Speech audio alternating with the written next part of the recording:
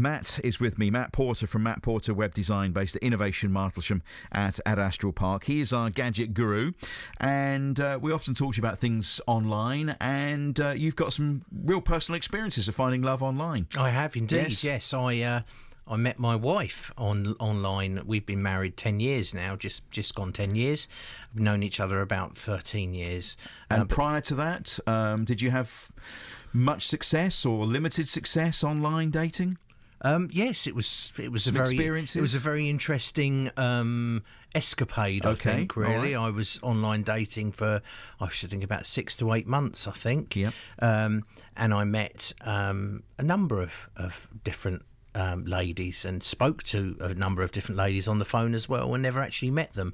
And chatted to them as well online. And actually lots of people find the chatting online that barrier which is sufficient, so they can let their inhibitions down a little bit and be themselves without being nervous. So it's actually quite a good way of doing it. The site that I met Vanessa through was called Udate, which has been long gobbled up by Match.com, I think, but it was a great way of matching people. I mean, it was fairly straightforward in as much as what are your interests, what your favourite colour, all of those kind of things, but there's obviously matching those people together is good. So it's less hit and miss than perhaps trying to do that by joining a club or society. You would recommend it then? I think it was very good. You have to be very cautious. You must be cautious with all of these sites because you don't know those people are those people until you actually meet them. One particular lady that I met all those years ago, she didn't actually look anything like her picture. It was heavily dogged, to say the least. And also, when you're going to meet somewhere that's mutually safe and things like that. So eventually it did work for you. It did. I mean, this is 13 years ago. Obviously, the online world since technology has moved on, exploded, hasn't it? Massively now. So what we had back then, in fact, 3 or 4 years before that, I used to go out on double dates with a friend of mine who was on Dateline, where it was by post. You received your potential dates by post. So it has moved on since then, and now we have what's called geosocial dating sites and apps, which are based on your geographical location and things like that. So these apps where you can switch your app on and it will show you perhaps 6 or 7 matches who are within sort of 2 or 3 miles of you. Some of them actually work with different so is this is where we'll get into some slightly adult themes, dear listener, because there are an awful lot of apps and sites now where and people are just looking for sex. Yes, they are. Yeah, and that can be someone in their 20s up to someone in their 70s, 80s. Yeah, whatever. Yes, I think that from what I can see, so you could tap in. Yeah. Your location, and I'm looking for X. Yes. And then up the matches come. Yeah, and an age range if you wanted to. And that's all local. Things like that. Yeah. Okay. Yeah, and you'd be quite shocked, I think, by how many responses. How many came up within your geographical area. So there are some, like you say, quite graphic. There are apps there that are specifically for meeting people for sex rather than for dating. Although some of these dating sites, you could argue that they are pretty much the same ideal anyway, where they're, especially maybe the free ones, the ones that don't require any kind of monthly fee or anything like that, then it's likely to have quite a large number of people in there that are looking specifically for that. We'll be talking later in the week about coming out later in life as well. If you're gay, lesbian, bisexual, whatever, and these sites will cater for different sexual needs. Yeah, there's a specific app I think called Grindr, which is well known, or ish. I can remember Jeremy Clarkson flashing it up on his phone on an episode of Top Gear once to see if there was anybody else in the Top Gear audience that was actually on Grindr. That's right. Yeah, I think Stephen Fry was on the show that time, wasn't he? Yes, I think he mentioned it as well. So that is specifically an app specifically for gay or bisexual men to find partners within a certain area. Yeah. So okay. there's a few of them. And the one I hear a lot about these days is Tinder. Yes, Tinder is very popular at the moment.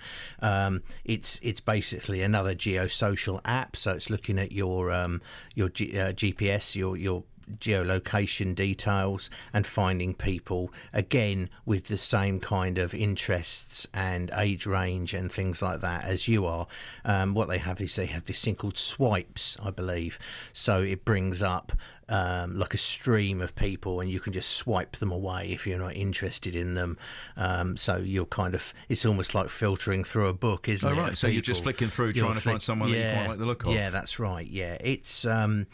I suppose it gets a lot of publicity at the moment. Tinder, everyone's talking about it on the net and things like that.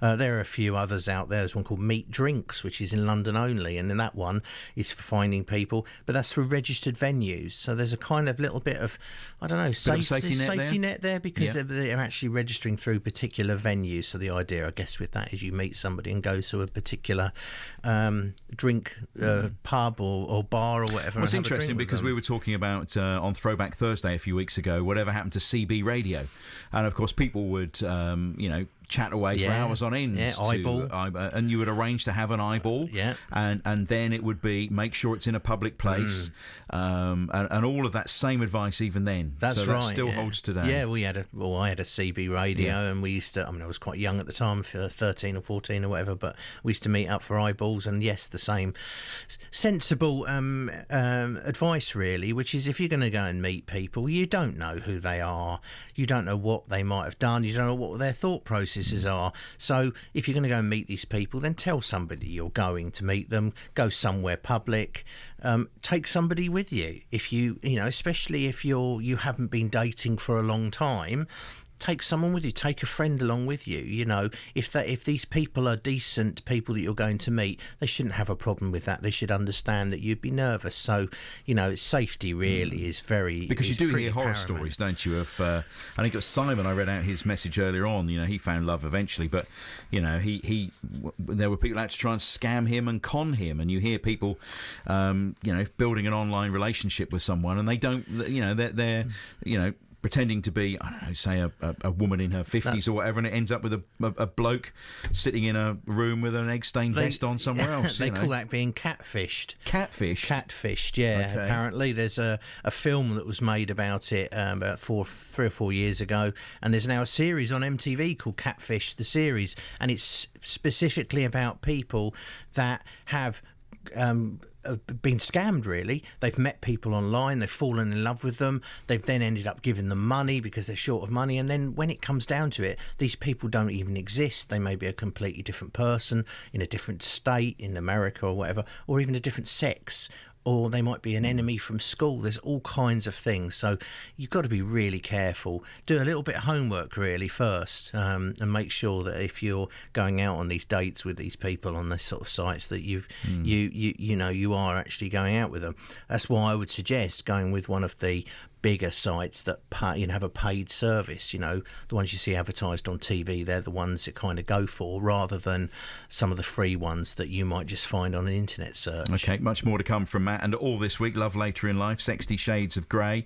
We're going to talk to someone who's going to talk to us about internet safety very shortly, and it's Danvers we're going to talk to, and he's the Chief Operating Officer for something called Hide My Arse. So is that someone who perhaps wants to go online and find love or sex, but doesn't want anybody else to know about it? Hide My Ass, I believe. I think he probably might tell you is actually a secure VPN, a virtual private network connection. So when you're making your connection from your computer to the internet, you're doing it via a completely secure link. Okay. So you can, if you like, move your geographic location using that, but it's more about internet safety. Okay, we'll talk to Danvers in a moment or two. Once you start talking about VPNs, I virtual private network. Thank you very much. That's with me, Matt Porter from Matt Porter Web Design. It is Love Later in Life all this week across BBC Local Radio. 60 Shades of Grey, we're dubbing it here on the Mark Murphy Show.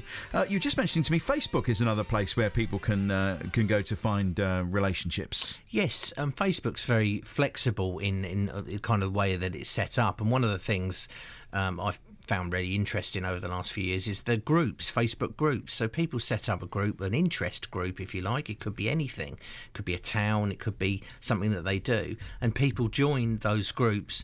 And I think that that's a way of, it's all kind of like a networking. Little community there, community some commonality. People, and that's away. quite a nice way. So if you can find a group on Facebook that you find interesting, a subject, then it's likely that you'll find people on there that you get along with. And old school friends. I mean, we heard Last Tango in Halifax, a little clip from there a moment or two ago.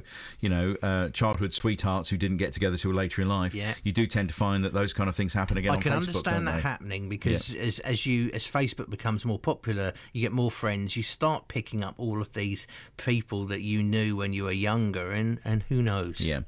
Let's bring in Danvers now, Danvers Bailio, who is the Chief Operating Officer for Hide My Ass, which is a website that allows users internet anonymity. It was founded by a teenager not too many miles away from here, actually, in Norfolk. It's now a multi-million-pound global business, and Danvers is with me now. Danvers, good morning. Thanks ever so much. Oh, he's lost him. We've lost him. Have we lost him? Has he gone? Disappeared off the screen. Okay, we'll try and get him back in a moment or two. Don't know where he's gone. So safety is what he's going to talk about, and that again is something that's of paramount importance, isn't it? It is, yes. You've really got to be very careful about the information that you give out to people that you're talking to online, because you don't really know who they are. They are people that you've just met, so you have to be really careful about that information. You know, I seem to remember, actually, my wife now, she had a slightly different name that she was using on the dating site, so she wasn't actually using her exact name. So she was, she was anonymising herself to some extent, which is a pretty good idea, actually. Yeah. So you don't want to be giving out all your personal info to these people, because you're effectively taking away that safety of the system. I think they say the same sort of thing when you buy things online. Don't talk directly to the seller, go through the system. Yeah. And I think the same idea works here. Yeah, so keep that middle person there, that middle link. The middleman. Yeah. Unfortunately, we can't get hold of Danvers. He was with us, but his phone's, I think, just run out of battery or something. We can't get hold of him. But internet security then is of paramount importance. I mean, when I saw this Hide My Ass, it made me think about people who perhaps wanted to go online and cheat, and this was to hide their activities. Is that not the case? I don't think it's the case. It's more of a secure connection to the internet. So by us being connected to the web, we are at risk of having hacking attempts, things like that, on our computers. If we're out on a public hotspot, for instance, if we're out in an airport or something, if we're connecting via a secure network, so it's an added layer of security there. Yes, there are. You can, I think, what they call spoof your geographic location for your internet connection. So potentially you could portray yourself as being in America and then watch Netflix's American catalogue of films instead of the UK. But I'm sure there's everything has a reason. All right, Matt, thanks ever so much. So tomorrow on the show we'll be looking at finding love second time round. Now, whether it's through bereavement, divorce, or separation, if you've met the love of your life, second time round, third time round, fourth time round even, then I'd love to hear from you. So finding love second time around is what we're focusing on the show tomorrow. If you want to read Matt's gadget reviews and the like, thegadgetman.org.uk is his blog, and it's Matt Porter from Matt Porter Web Design, based at Innovation Martlesham at Ad Astral Park. I think, are we talking to you later on when it comes to I think we might be, when it comes to sex and sex toys, perhaps later in the week. I'm not sure we've booked you for that yet, but we're doing that on Wednesday. Attitudes to sex are changing, as you'll hear on Wednesday's show.